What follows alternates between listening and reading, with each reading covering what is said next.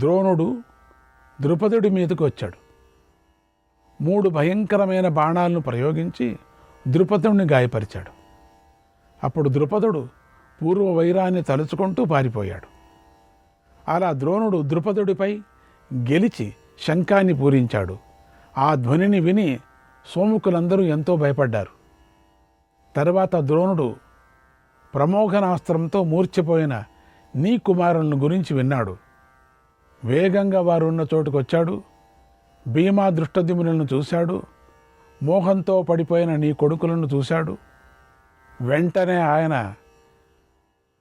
ప్రజ్ఞాస్త్రాన్ని ప్రయోగించి ఆ ప్రమోహాస్త్రాన్ని నిర్వీర్యం చేశాడు. అప్పుడు నీ కుమారుడు అంతా ఒక్కొక్కరుగా స్పృహలో వచ్చి అందరూ లేచారు. మళ్ళీ వారందరూ భీమ దృష్టద్యుమ్నులపై యుద్ధానికి దిగారు. అప్పుడు ధర్మరాజు తన సైనికులతో ఇలా అన్నాడు, ఓ వీరులారా, యుద్ధభూమిలో మీ శక్తినంతా ఉపయోగించండి. భీమ దృష్టద్యుమ్నులకు సహాయం చేయండి. అభిమన్యుడితో కూడిన 12 వీరులారా, కవచాలు ధరించండి. భీమా దృష్టద్యుమ్నులు ఎక్కడున్నారో తెలుసుకోండి. నా మనస్సు ఎంతో కలత చెందుతుందన్నాడు. వెళ్ళిన వాళ్ళు రానేలేదు. ఆ మాటలు విని అప్పుడే శూరులందరూ అలాగే అని ఆ మధ్యాహ్న సమయంలో అక్కడి నుండి వేగంగా బయలుదేరారు. అభిమన్యుడితో కేకేయులు, ద్రౌపదీపుత్రులు, దృష్టకేతువు కలిసి సూచీముఖము అనేటువంటి వ్యూహాన్ని పన్నారు. సూచీముఖం శత్రువుల రథసేనను బద్దలు చేశారు. అయితే నీ సైన్యం భీముడికి భయపడి ఉంది.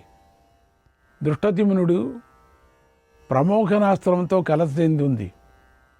అలా ఉన్న నీ సైన్యం అభిమన్యుణ్ణి ముందు నిలుపుకొని వస్తున్నటువంటి ఆ సైన్యాన్ని ఆపలేకపోయారు.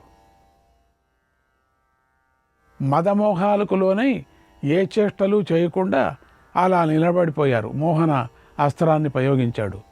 ఇంతలో ధర్మరాజు చేత పంపించబడిన వీరులు భీమ దృష్టద్యుమ్నులను రక్షించాలని పరుగులు పెడుతూ వచ్చారు.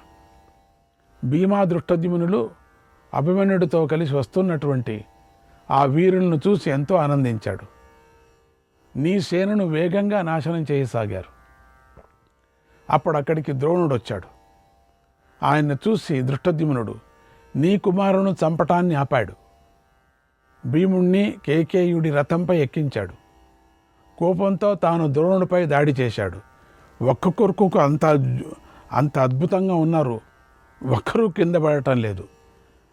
పడేవన్నీ కూడా ఏనుగులు, గుర్రాలు, కాల్బలం వీళ్ళు పడుతున్నారు. కానీ ఈ మెయిన్ వజ్రాలు ఉన్నాయా, అవి పడటం లేదు. ఆ వజ్రాలకు పుట్టిన చిన్న వజ్రాలు ఉన్నాయే, ముత్యాలు, మాణిక్యాలు చిన్నవి, స్టోన్స్ పడటం లేదు. అప్పుడు ద్రోణుడు దృష్టద్యుమ్నుడి ధనుస్సును ఖండించాడు. దుర్యోధనుడు పెట్టిన అన్నాన్ని తలుచుకుంటూ అతడికి మేలు కలగాలని కోరుకుంటూ దృష్టద్యుమ్నుడిపై 100 కొద్ది బాణాలను ప్రయోగించాడు. దృష్టద్యుమ్నుడు వెంటనే 20 బాణాలతో ద్రోణాచార్యుడిని గాయపరిచాడు. ద్రోణుడు మళ్ళీ దృష్టద్యుమ్నుడి ధనస్సును ఖండించాడు. వేగంగా 4 బాణాలతో అతడి గుర్రాలను వధించాడు. ఒక బల్లంతో దృష్టద్యుమ్నుడి సారథిని సంహరించాడు. దృష్టద్యుమ్నుడు ఆ రథాన్ని విడిచి వేగంగా అభిమన్యుడి రథాన్ని ఎక్కాడు.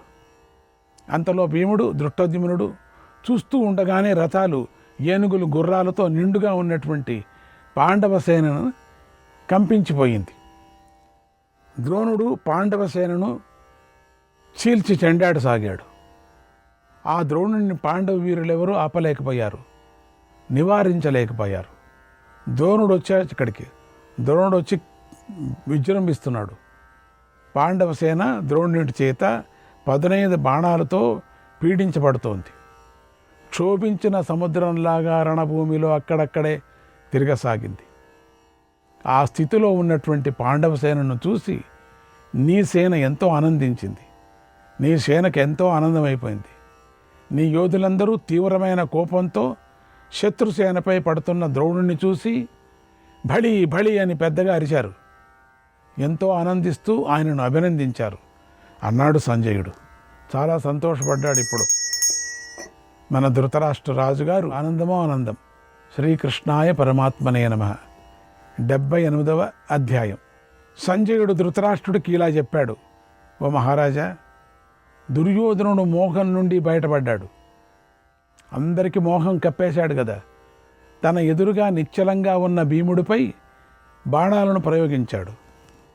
ఇంతలోనే నీ కొడుకులు అందరూ కలిసి భీముడితో యుద్ధానికి దిగారు. ఉండినటువంటి కొడుకులు ఉన్నారు కదా, ఇంకా ఉన్నారు కదా, 80-70 మంది ఉన్నారు కదా, వాళ్ళందరూ కలిశారు. భీముడు కూడా తన రథాన్ని ఎక్కి దుర్యోధనుడితో యుద్ధానికి దిగాడు.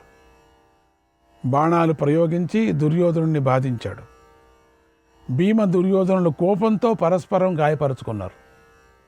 వారిని చూసి దుర్యోధనుడి సోదరులు ప్రాణాలపై మోహాన్ని విడిచిపెట్టారు. తాము చేసిన ఆలోచనను గుర్తు చేసుకున్నారు. వెంటనే భీముణ్ణి బంధించాలని గట్టిగా ప్రయత్నం చేశారు. వాళ్ళంతా ఏదో ప్లాన్ వేసుకొని వచ్చారు. వారి మీదకు వస్తూ ఉండటాన్ని చూసి భీముడు ఏనుగులను ఎదిరించినట్లుగా వారిని ఎదురు వెళ్ళాడు. తానే ఎదురు వెళ్ళాడు. వాళ్ళు వస్తూ ఉంటే ముందు వెళ్ళాడు. ముందుగా నీ కుమారుడైన చిత్రసేనుణ్ణి బాణంతో కొట్టాడు. మిగిలిన అనేక బాణాలతో నీ కొడుకులను కొట్టాడు. తర్వాత ధర్మరాజు ఆజ్ఞ మీద అభిమన్యుడు మొదలైన 12 మంది మహారాజులు అక్కడికి వచ్చి నీ సేనలను అడ్డుకొన్నారు. నీ కుమారులను వారు ఎదిరించారు. రథాలపై ఉన్న వారందరూ సూర్యాగ్నుల్లాగా వెలిగిపోతున్నారు. మహాశోభతో ప్రకాశిస్తున్నారు. బంగారు కిరీటాలతో యుద్ధభూమిలో వెలిగిపోతున్నారు. వారిని చూసి నీ కుమారులు తమ ఆలోచనను మార్చుకున్నారు. భీముడిని వదిలేశారు. ఎందుకు తాపత్రయం అని భీముడిని వదిలి వెళ్ళిపోయారు. వారు అలా ప్రాణాలతో వెళ్ళటాన్ని భీమసేనుడు సహించలేకపోయాడు. వెంటబడి నీ కొడుకులందరినీ పీడించాడు. భీముడు, దృష్టద్యుమ్నుడు, అభిమన్యుడు కలవటాన్ని చూసి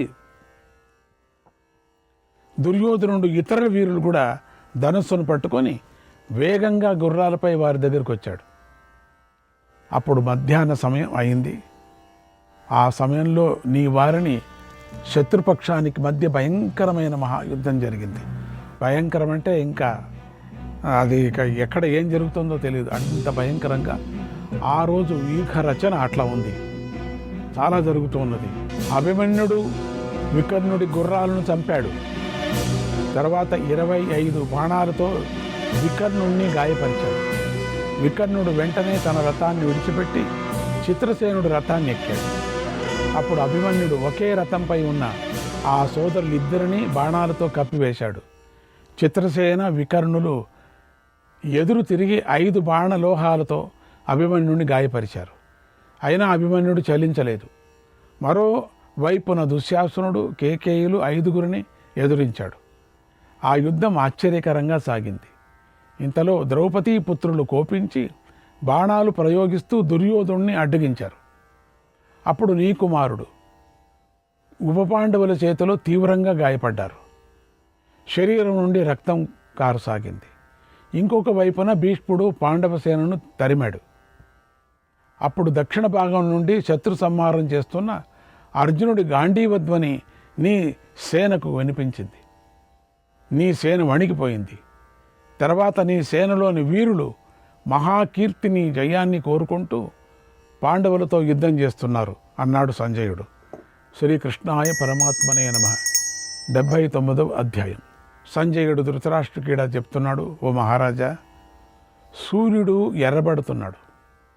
యుద్ధ ఉత్సాహంతో దుర్యోధనుడు యుద్ధం మొదలుపెట్టాడు. భీముణ్ణి ఎలాగైనా చంపాలని అతనిపై దాడి చేశాడు. అంటే ఒక్కరి మీద చాలామంది దాడి చేయటము అది ధర్మయుద్ధమే అవుతుంది. ఎందుకంటే ముందుగానే దాని ప్రకారంగా వ్యూహ ప్రకారంగా జరుగుతూ ఉంటుంది. ఒకడికి అంతమంది చుట్టుకుంటే మిగతా వాళ్ళు, ఆ వ్యూహంలో ఉండిన వాళ్ళు, వీళ్ళు ఎంతమంది ఉన్నారో అంతమందికి ఒక్కొక్కరుగా చొప్పున పడతారు. పడినప్పుడు ఇంతమంది చుట్టుకొని చేసే వాళ్ళంతా వేరు వేరే అయిపోతారు. ఇది చమత్కారం. దీన్ని నేను ఎన్ని మాటలు చెప్పినా చాలదు మీకు. ఈ చమత్కారం, ఈ యొక్క ధర్మయుద్ధం, దీంట్లో ఎవరినెవరిని వెనక నుంచి పొడచడానికి వీల్లేదు. ఒకవేళ వీపు కనపడినా కూడా వీపు కొట్టడానికి వీల్లేదు. అందుకని ఒక్కరి మీద అంతమంది దాడి చేయటంలో ఏ ఒక్క అతిశయోక్తం కాదు. చాలామందికి అనుమానం వస్తుంది, ఇదేంటి ఒక్కడి మీద అంతమంది పడ్డారని. పడచ్చు, ఆ ఒక్కడు ఎదిరించగలడు. అందుకని ధైర్యంగా కూడా ఉంటారు చాలామంది, ఎదిరించుకుంటాడులే అని. ఎప్పుడు కొంచెం వీక్ అయింది అనిపిస్తూనే మిగతా వాళ్ళంతా సహాయానికి వస్తారు. దాంట్లో తప్పులేదు. సహాయానికి వచ్చినప్పుడు ఎట్లా వస్తారు? సహాయానికి వచ్చినప్పుడు ఎవరెవరు భీముడి మీద ఎక్కువ బాణప్రయోగాలు చేస్తున్నారు అనుకోండి, వాళ్ళను విడదీస్తారు. అంతే, వాళ్ళను వేరే తీసుకుపోతారు.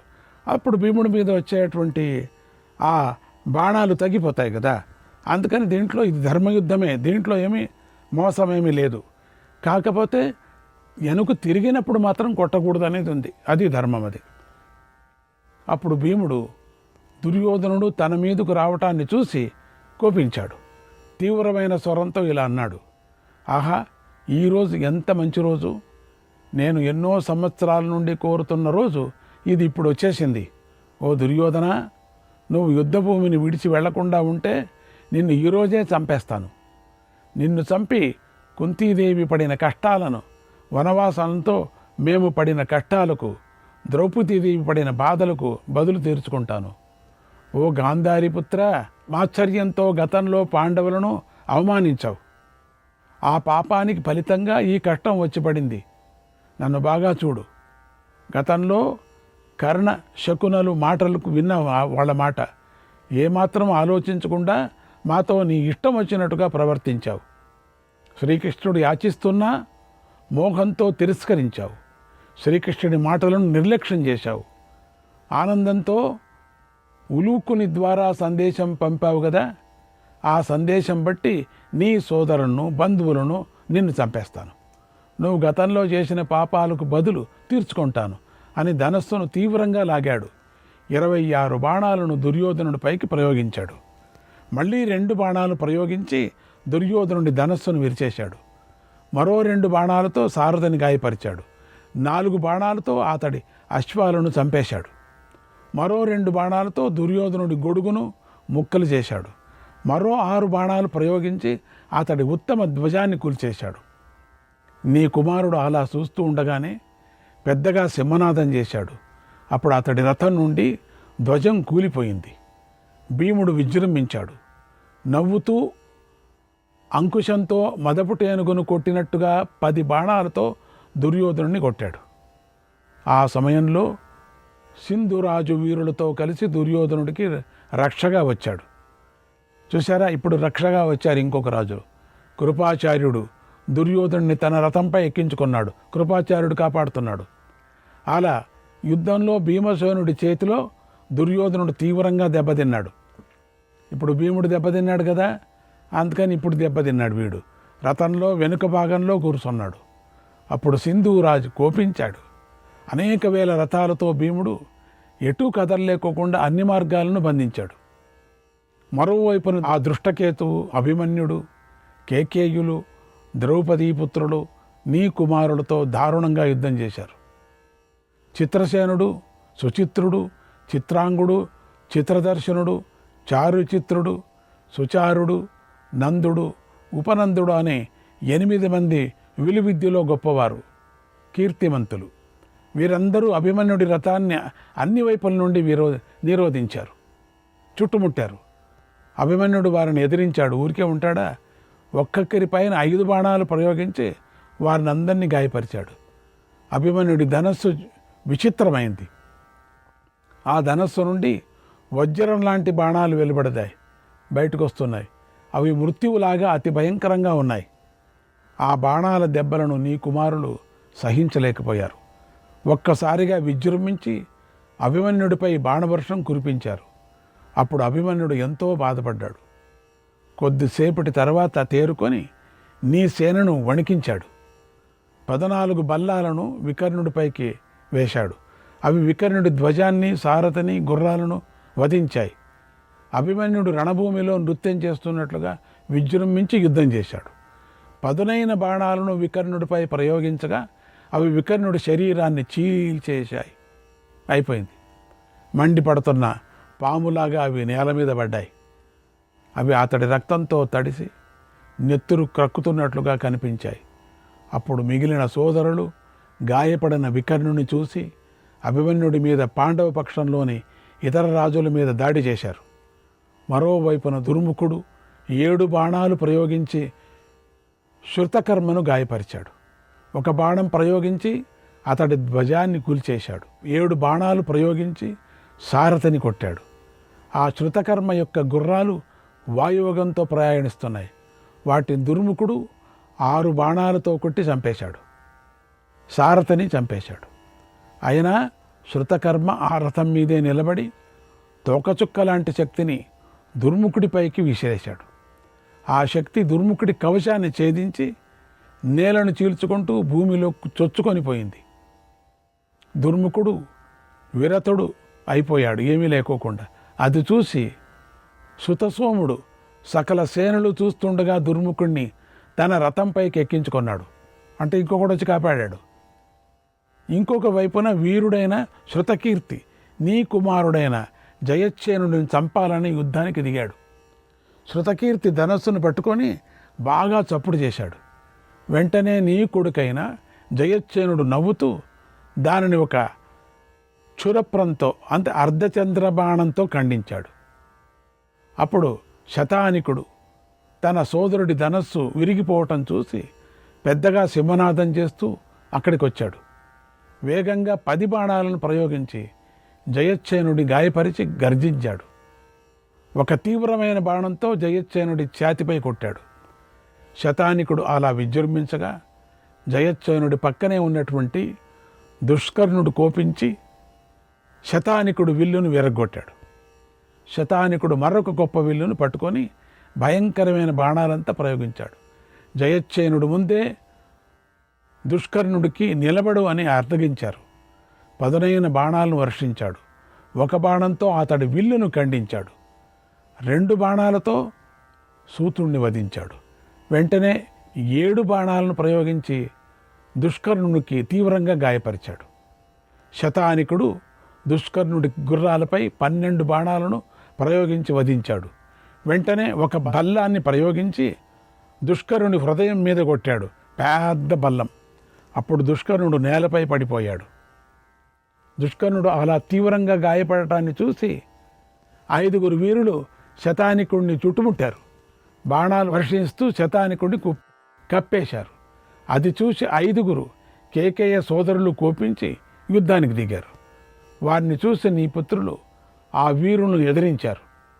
దుర్ముఖుడు, దుర్జయుడు, దుర్మర్షుడు, శత్రుంజయుడు, శత్రుసముడు అనేటువంటి నీ పుత్రులు కోపించి ఒక్కటై నిలిచి కేకేయ సోదరులతో యుద్ధానికి దిగారు.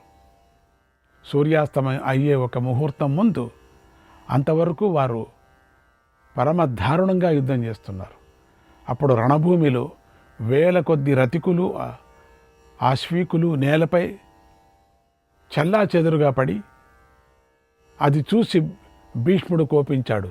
చల్లా చెదరై పడ్డారు అందరూ కూడా. బాణాలను ప్రయోగించి ఆ మహావీరులు సేనను నాశనం చేశాడు.